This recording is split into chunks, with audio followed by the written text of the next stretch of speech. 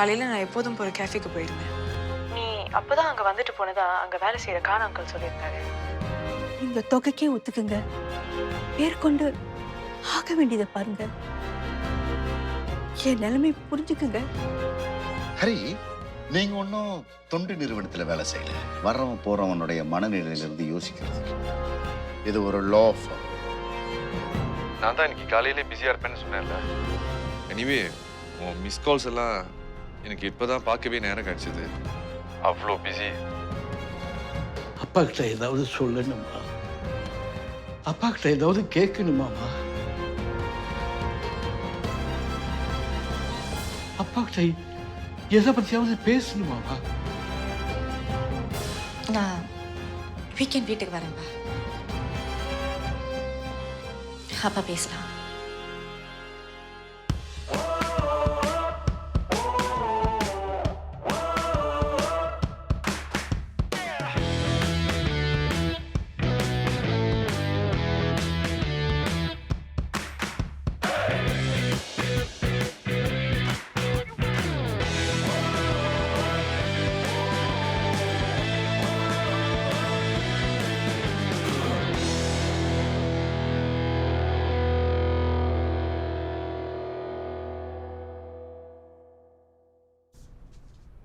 கீதா, உங்களை பார்க்க ஒருத்தர் வந்திருக்காரு.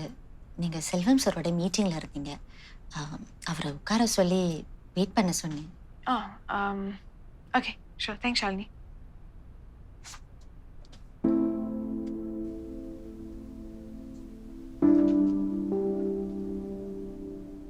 இங்கே என்ன பண்ணுற மாறன்? ஒரு ஆர்டிக்கலுக்காக இன்வெஸ்டிகேட் பண்ணும்போது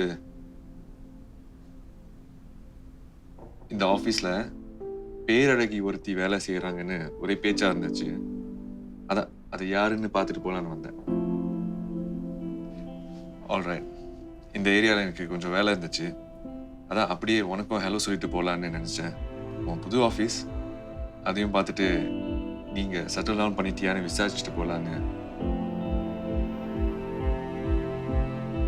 சாரி, டிஸ்டர்ப் பண்ணிட்டேனா? பிஸியாக இருக்கியா? இல்லை இல்லை, அப்படியெல்லாம் ஒன்றும் இல்லை மாறன். வெளியே போகலாமா? டின்னர் அண்ட் டிசர்ட் டைம் இருக்கா? வர முடியுமா? யா, கண்டிப்பாக. ஆனால் ஒரு 10 நிமிஷம் வெயிட் பண்ண முடியுமா? எல்லாத்தையும் ஷட் டவுன் பண்ணிட்டு வரணும். Sure sure, take your time. நான் வெயிட் பண்ணுறேன்.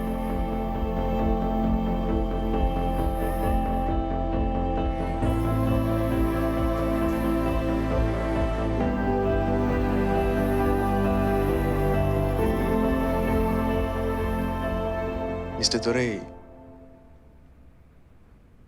மிஸ்ஸஸ் ரதியோட கேஸ் நான் இழுக்கடிச்சிருக்கணும்னு, கூட தொகைக்கு செட்டில்மெண்ட் பேசியிருக்கணும்னு சொன்ன விதம் என்னால் ஏற்றுக்கவே முடியல. லாபத்துக்காக எதையும் செய்ய துணிஞ்சிட்டாருன்னு தோணுச்சு. முந்தியெல்லாம் கூட அவர் இப்படி இவ்வளோ வெளிப்படையாக சொன்னதா பேசினதா எனக்கு ஞாபகம் இல்லை. ஹீன் பண்ணியிருக்கலாம், நம்ம கவனிக்காமல் இருந்திருக்கலாம். ஃபேம் 2 ஆனதுலேருந்து அவர் கொஞ்சம் வியர்டாக தான் நடந்துக்கிறாரு. எது எப்படியோ, நீங்களும் உங்களோட கேசஸ்லாம் டக்குன்னு செஞ்சு கொடுத்து அவர்கிட்ட வாங்கி கட்டிக்காதீங்க. இப்போ எனக்கே என்னோட மற்ற கேசஸ்லாம் என்ன செய்யறது, எப்படி ஹேண்டில் பண்ணுறதுன்னு சந்தேகமாக இருக்கு. அன்எத்திக்கலாக எதையும் செய்யவும் எனக்கு விருப்பம் இல்லை. எவ்வளவு தான் ட்ராக் பண்ண முடியும்? ஓரளவு தான் இல்லையா? ஏதோ என்னால் முடிஞ்சதை தான் பண்ண முடியும். இன்னொன்று, இப்போ நான் ஹேண்டில் பண்ணுற ஒரு விவாகரத்து வழக்கில் என் கிளைண்ட்க்கு எதிராக யார் புதுசாக ஆஜராகியிருக்கான்னு தெரியுமா? யாரு? செல்வம் சார் ஆஃபீஸ்லேருந்து கீதா. இப்போ தான் பழைய லாயரை மாற்றி கீதா கிட்ட போயிருக்காங்க. கலிக்கா எடுத்துட்டு இப்போ இந்த கேஸ்க்காக அவங்கள எதிரணியில் சந்திக்கணும். ஏன் திடீர்னு பழைய லாயரை மாற்றினாங்கன்னு தெரியல.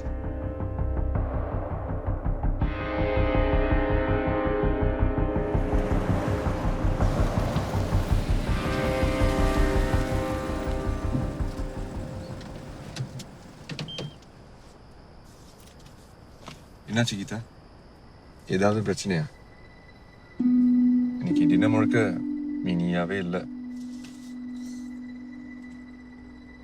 அப்படிலாம் ஒண்ணும் இல்லையே. எனக்கு உன்னை பத்தி தெரியாதா? நீ எதையோ யோசிச்சுக்கிட்டு இருக்க. ஏதோ உன்னை போதை பண்ணது. ஆனா என்னன்னு மட்டும் சொல்ல மாட்டேங்கிறேன். உனக்கு அவ்வளோ தெரியுதா மாறன்? உனக்கு என்னை பத்தி இப்படி ஒரு புரிதல் இருக்குதுன்னு எனக்கு முன்னாடியே தெரியாம போயிடுச்சு. ஏய் கமான் கீதா, இப்ப கூட உன் ரியாக்ஷனை வச்சு உனக்கு என்னமோ என் மேலதான் கோபம்னு எனக்கு சந்தேகம் வருது. நான் என்ன செஞ்சேன்? உண்மையாவா? அப்போ என் மேலதான் கோபமா? நீ உண்மையிலேயே ஒரு நல்ல இன்வெஸ்டிகேட்டிவ் ஜேர்னலிஸ்ட் மாறன். கரெக்டா பின் பாயிண்ட் பண்ணி எல்லாத்தையும் சொல்றேன். இன்னைக்கு காலையில உனக்கு ஒரு இன்டர்வியூ இருக்குன்னு சொன்னல, என் கூட பிரேக்ஃபாஸ்ட் கூட சாப்பிட நேரம் இல்லாம. ஆமா, ஒரு ப்ரொஃபஷனல் கோல்ஃபர் கூட இன்டர்வியூ இருந்தது. அதுக்கு என்ன? அதுக்கு ஒன்றும் இல்லை. ஆனா இன்னைக்கு காலையில யாரோ ஒரு பொண்ணு கூட நாம எப்போதும் போற ரெஸ்டாரண்ட்க்கு நீ போயிருக்க. நான் போனப்ப அப்பதான் நீ அங்கிருந்து கிளம்பியிருக்க. நான் உனக்கு கால் பண்ண நீ எடுக்கவே இல்லை. இதெல்லாம் தான் என் மனசுல ஓடிட்டு இருக்கு. என் குழப்பத்துக்கு கோபத்துக்கு இதெல்லாம் தான் காரணமா இருக்கலாம்.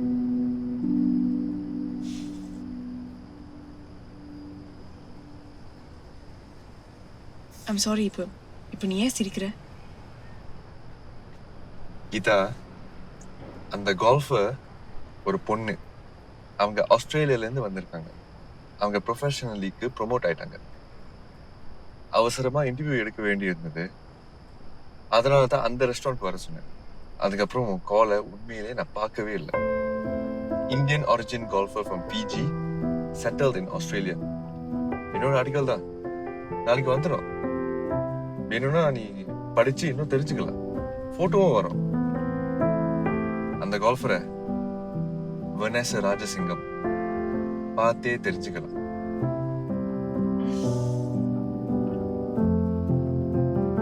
சரி, இந்த டாபிக்க இதோட விட்டுலாமே. I'm sorry. தேவையில்லாம நான் குழம்பிட்டேன். நான் குழம்பிட்டேன். It's okay chill. ஆனா ஒண்ணு, ஒருவேளை ஃபியூச்சர்ல எனக்கு அஃபேர்னு ஒண்ணு இருந்தா அந்த ரெஸ்டாரண்ட் மட்டும் போயிடக்கூடாதுன்னு ஞாபகத்துல வச்சுப்பேன். இல்லைன்னா நியூஸ் உனக்கும் வந்து சேர்ந்துடும்ல.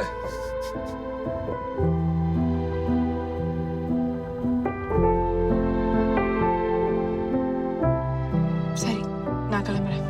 பாய். Okay, bye Geetha. Good night. Take care.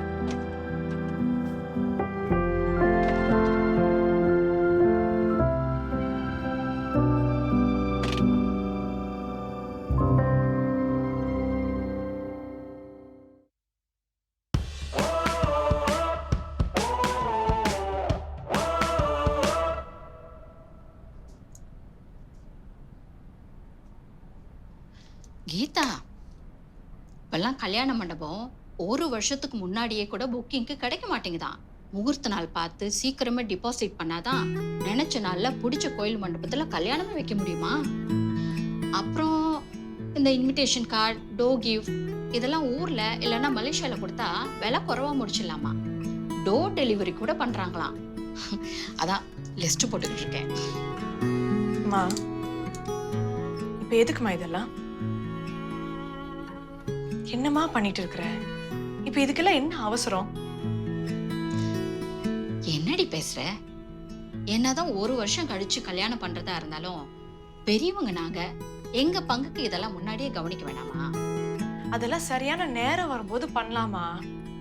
நீ முதல்ல அவசரப்படுறத விடு. இது ஒன்றும் அவசரம் இல்லடி, அவசியம். சட்னி தாளிச்சிருக்கேன், தோசை சுட்டு எடுத்துட்டு வரேன், சாப்பிடு. அதெல்லாம் எனக்கு இப்ப ஒன்னும் வேணாம். எனக்கு லேட் ஆயிடுச்சு. இப்ப நான் என்ன சொல்லிட்டேன்னு சாப்பிடாம கிளம்புறேன்? அதனால இல்லம்மா, எனக்கு காலையில மீட்டிங் இருக்குது. இப்பவே லேட் ஆயிடுச்சு. சரி, அங்கேயாவது போய் ஏதாவது சாப்பிடு. நான் மைலோ கலக்கி தரேன், அதையாவது எடுத்துட்டு போயேன். வேணாமா, நான் கிளம்புறேன் ப்ளீஸ். எல்லாத்துலயும் அவசரம், சாப்பிட கூட நேரம் இல்லாம. உன்னை விட வா. பாய். பாய். ம் ரகு வாங்க. ரங்காவோட கேஸ் நோட்ஸ் எல்லாம் படித்தேன்.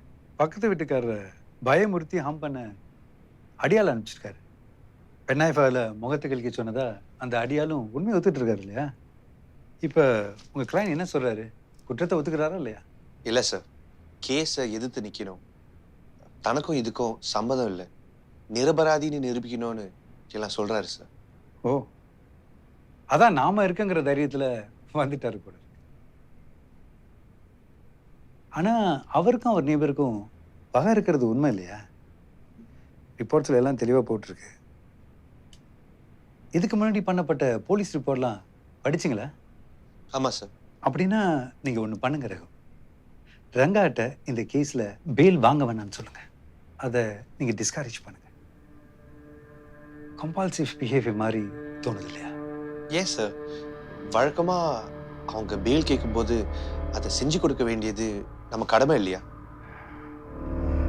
இல்லை இல்லை, இந்த கேஸில் ஏதோ ஒரு விஷயம் இருக்க மாதிரி எனக்கு தோணுது. ரங்கா கிட்ட ஏதோ தப்பாக இருக்கு. அவரோட பார்த்து கவனமாக டீல் பண்ணுங்க. Okay sir, sure.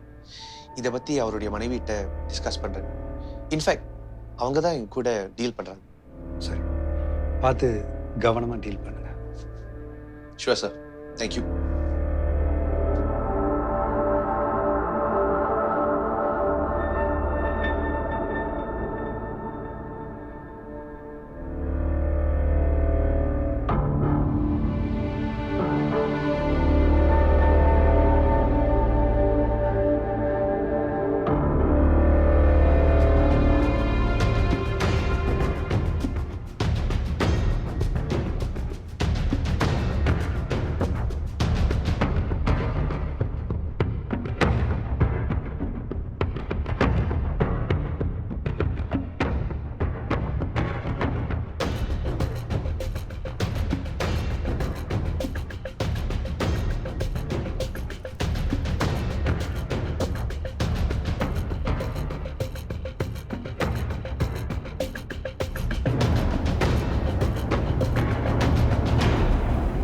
சுமத்தப்பட்டிருக்கிற குற்றச்சாட்டை குற்றம் சாட்டப்பட்டவருக்கு படிச்சு காமிச்சிட்டீங்களா?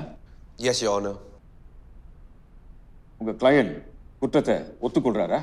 இல்லை your honour. Mister Renga is seeking trial.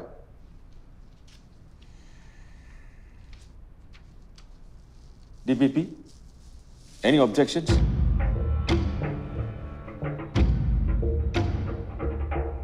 No your honour.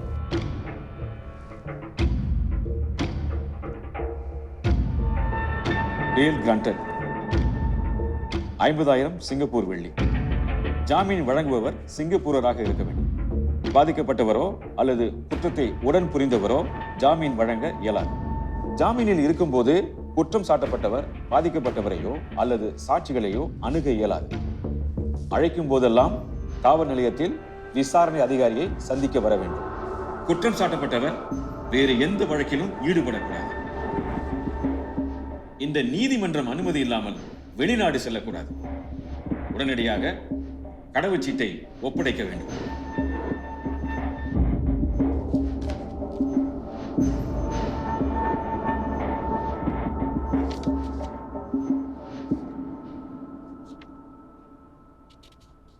Good morning Shalini. Good morning Geetha. எப்படி இருக்கீங்க? நல்லா இருக்கேன். எப்படி போணுச்சு உங்க டேட்? இந்த ஆஃபீஸ்லயே நீங்க தான் பேரழகின்னுலாம் சொன்னாரு. எப்படி போணுச்சு உங்க டின்னர் டீசர்ட் எல்லாம்? போச்சு. என்னது போச்சு? ஹலோ கீதா, என்னது இது? இப்பதான் நீங்க 2 பேரும் ஒருத்தரை பத்தி புரிஞ்சுக்க ஆரம்பிச்சிருக்கீங்க. அதுக்குள்ள ஏன் இப்படி அழுத்துக்கிறீங்க? நீங்க சந்தோஷமா எந்த கவலையும் இல்லாம இருக்க வேண்டிய நேரம் இது. ஏன்னா இன்னும் கொஞ்ச நாள்ல இந்த பறக்கிற ஃபீலிங்லாம் கொஞ்சம் கொஞ்சமா கிராஷ் லேண்டிங் ஆயிடும். இந்த திருமணம், குடும்பம், சொந்தம், பிள்ளைங்க, வேலை, சம்பாத்தியம், இந்த மாதிரி நிறைய டிஸ்ட்ராக்ஷன்ஸ் வந்துடும். அதுக்கப்புறம் இந்த மாதிரி ஹனிமூன் பீரியட்லாம் எப்பயாவது அமாவாசை பௌர்ணமி மாதிரி வந்தாதான் நிச்சயம். எனக்கு இதுலலாம் அனுபவம் இல்லையே, உங்ககிட்ட தான் கேட்டு தெரிஞ்சுக்கணும். ட்ரஸ்ட் மீ, இந்த விஷயத்துல இந்த ஆஃபீஸ்லயே நான் தான் ரொம்ப எக்ஸ்பீரியன்ஸ்டு. எல்லாத்தையும் பார்த்துட்டேன். நேரம் வரும்போது நிறைய ஷேர் பண்றேன். ஏன் அப்படி பாக்குறீங்க? இல்ல ஒன்றும் இல்லை ஷாலினி, நான் உங்களை அப்புறமா பார்க்குறேன்.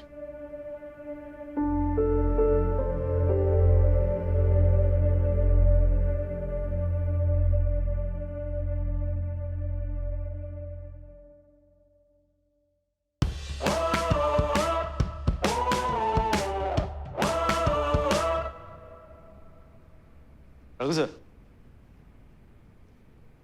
சார் ரொம்ப நன்றி சார். வெயில் கிடைக்காதுன்னு பயந்துக்கிட்டு இருந்தேன் சார். நல்ல வேலை நீங்கள் கேட்டு சச்சையா கொடுத்துட்டாரு. இதில் எனக்கு சுத்தமாக உடன்பாடு இல்லை ரெங்கா. எங்க சார் மஞ்சுமத்த ரெங்கா? பி ரெங்கா, ஆக்சுவலி நம்ம ப்ளீட் கில்ட்டி பண்ணியிருக்கணும். கேஸ் உங்களுக்கு எதிராக ரொம்ப ஸ்ட்ராங்காக இருக்கு.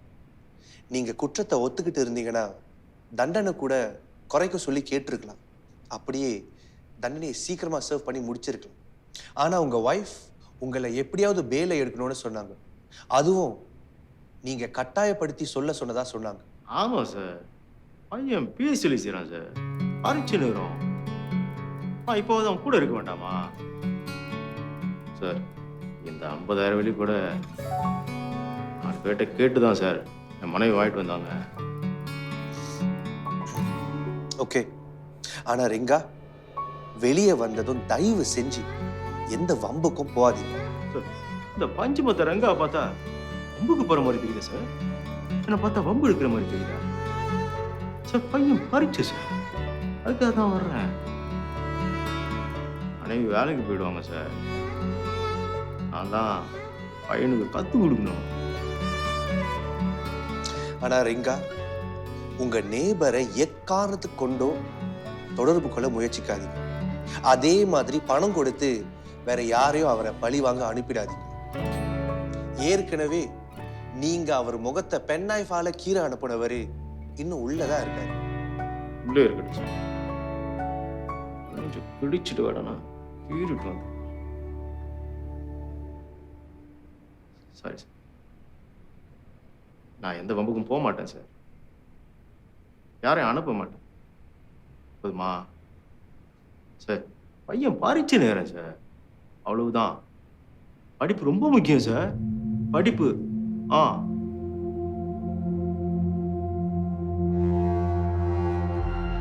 இப்ப போய் அவர் லாயரை மாத்தி இருக்காரு. அது இந்த ப்ரோசஸ் இன்னும் டிலே பண்ணுமா? ஓரளவு தாமதமாக வாய்ப்பு இருக்கு. ஏன் திடீர்னு? நிறைய காரணங்கள் இருக்கலாம். டிலே பண்றதுக்காக கூட இருக்கலாம்.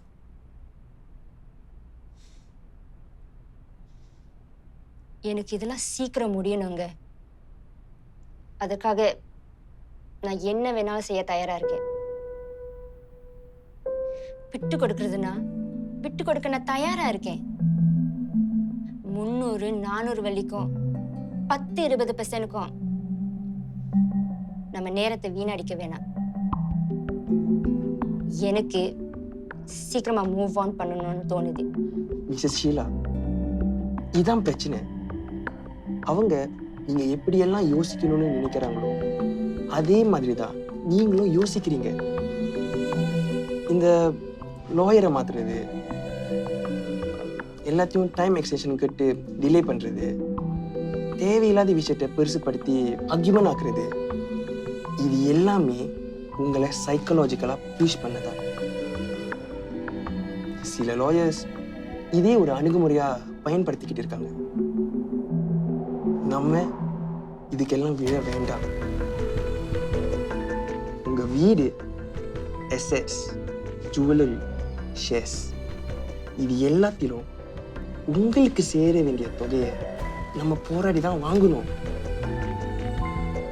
இதுக்காக நம்ம எவ்வளவு தூரம் வேணாலும் போகலாம். ரொம்ப ஈஸியாக கிவ் அப் பண்ணிடாதீங்க. நம்ம விட்டு கொடுக்க அவங்க இன்னும் அதிகமாக கேட்க வாய்ப்பு இருக்கு.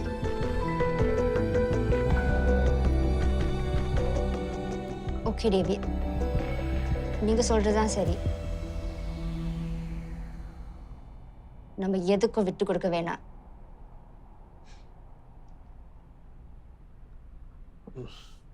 இந்த அடுத்த எஃபிடேவிட்டை நான் இன்னும் கொஞ்சம் ஸ்ட்ராங்காக தான் ஒர்க் பண்ண போகிறேன். எதுவாக இருந்தாலும் தயாராக இருங்க.